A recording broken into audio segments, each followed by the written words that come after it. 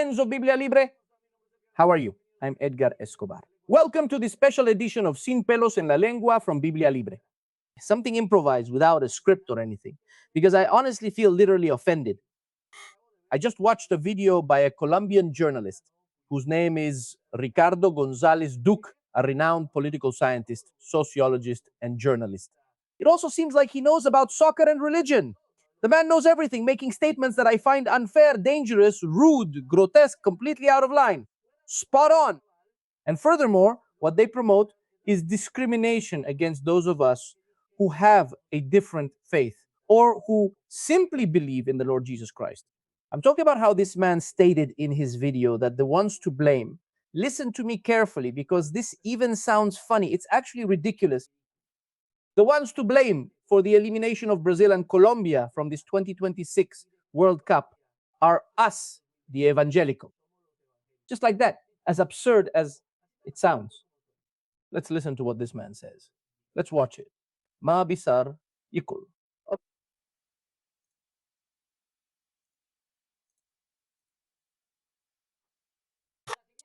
Evangelical churches are also ruining soccer in Latin America. That's what they believe in Brazil because of their national team's new failure, something that could also apply to Colombia. Let me show you why. Maybe Brazil's curse has nothing to do with this little cat, but with the influence of neo-Pentecostalism, which has taken over soccer, politics, and Brazilian society. The story goes that in 2009, when Brazil won the Confederations Cup, this religion began to invade the team, led by fervent Christians like Lucio and Kaká. Sports journalists then reported that on the return flight after the title, there wasn't the usual festive excitement and samba that heals the soul of a Brazilian, but instead there was silence and each player was experiencing his triumph in private. That individualism, that direct relationship only with God, and that every man for himself mentality preached in Christianity. Evangelical. These are attitudes that, according to those who believe in this theory, ended the collective play that Brazil had and that made them 5-time world champions. With Ronaldo and Ronaldinho, who were the last champions with the Seleção, there was a team, but above all, there was room for magic, creativity, for breaking the script and the mold. That can't be done with the evangelical Christian players. It didn't happen again. So much so that they replaced their group samba, considered diabolical by religious fanatics, with gospel, the religious music of American origin, listened to through headphones. And the results are obvious. Because today Brazil looks more like American soccer than the beautiful game that used to be its trademark. Some believe, supported by data, that evangelical influence is behind it. Meanwhile, in 1970, with Pelé, 90% of the national team was Catholic. And in the 2000s with Ronaldo, it was 60%. In this decade, that percentage dropped to 30%. Oh. Why has the strategy of these churches been so successful in recruiting soccer players who not only serve as their promoters, but also give them generous tithes? And if we look at Colombia, the evangelical influence in soccer has also been evident in the last decade. And although many applauded it because supposedly we had better behaved players like Falcao, the recent statement after the World Cup elimination by Daniel Muñoz, one of those believers from these churches in Antioquia, shows the mediocrity that this worldview has brought, also to the Colombian national team. Colon, thank you. First, all glory and honor to God through him and for him. Today we're here. Destiny has to be this way. Accepting his will is key. I believe there's nothing to complain about. This answer reminds us of a lesson from childhood. In school, we were told to pray for good exam results. But without studying, we wouldn't accomplish anything. According to the logic of evangelicals, there's no need to study or train in the case of soccer players because everything is written and it's God's destiny. That logic is simply absurd. But this is my opinion from an anti-clerical and atheist perspective, obviously. What do you all think? I'll read your comments now. Well, you've already heard this gentleman's argument. He says this comes from Brazil, that it's the Brazilians who are saying this, but he also obviously claims it himself. He's saying they're right. That's the logic he's using. Now, gospel music is to blame. They're blaming gospel music.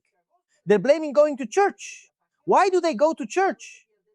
It's not like they're losing the Soccer World Cup.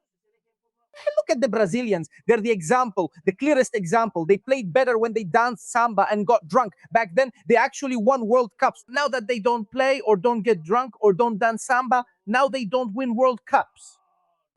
How terrible the evangelicals are. I want to clarify that he is accusing the neo-Pentecostals. You know, I'm not a neo-Pentecostal, and many of my videos go against this way of thinking. However, even so, this is completely absurd. The fact that at a certain time in history, there were more victories for Brazil than at another time in history doesn't prove a correlation between groups or soccer teams with evangelicals and soccer teams without evangelicals.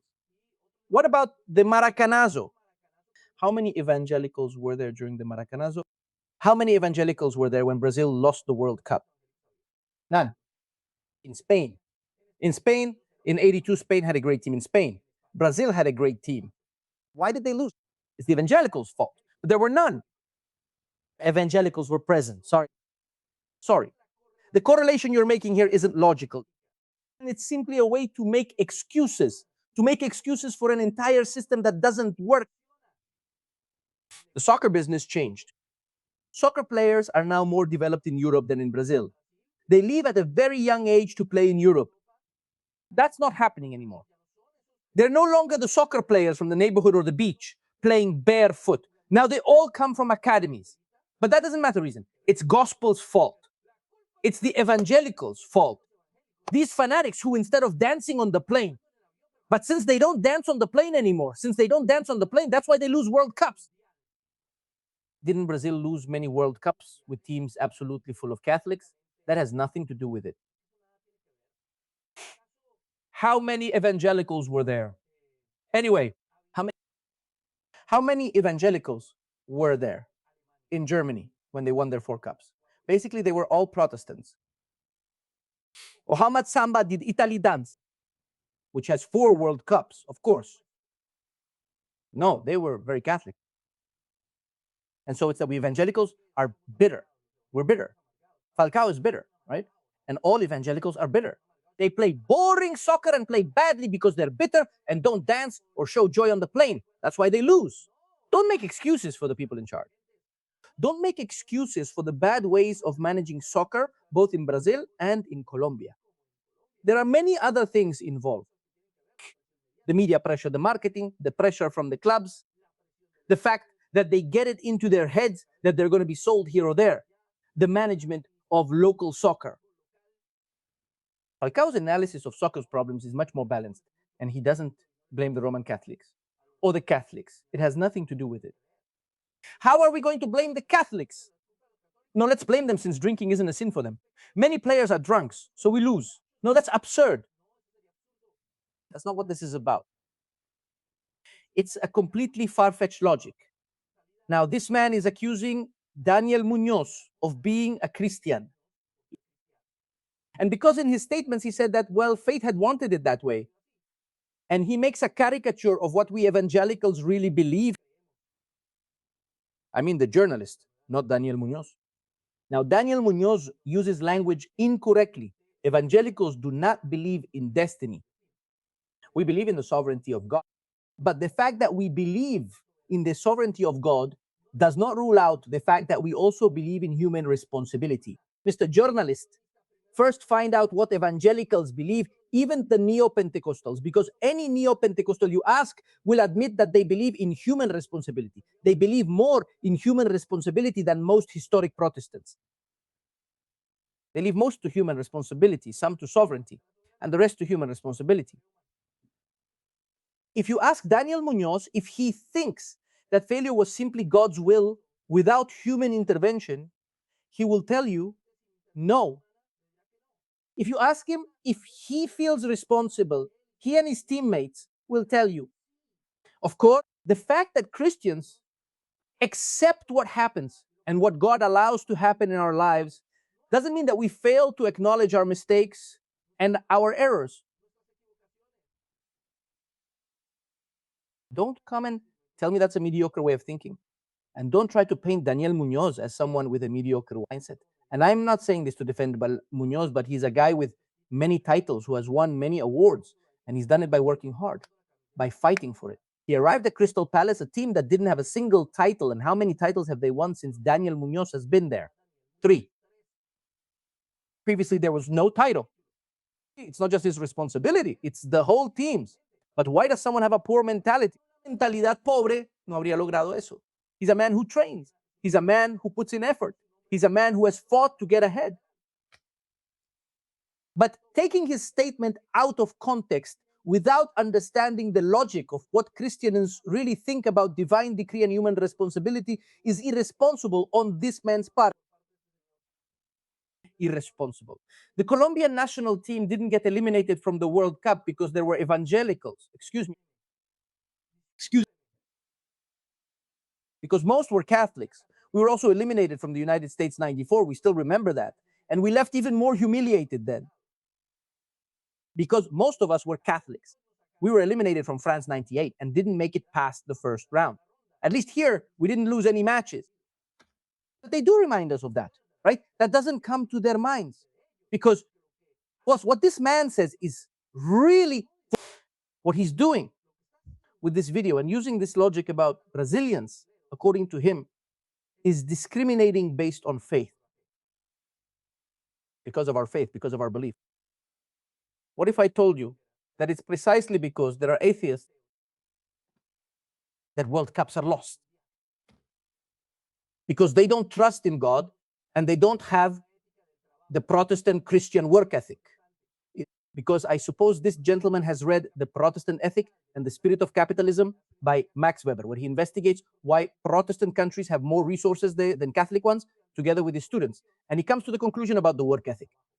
The evangelical Christian has the work ethic from the Bible, which leads him to understand that he is productive as long as he makes an effort, works, and fights every day to achieve what he wants. He mentions The Protestant Ethic and the Spirit of Capitalism by Max Weber.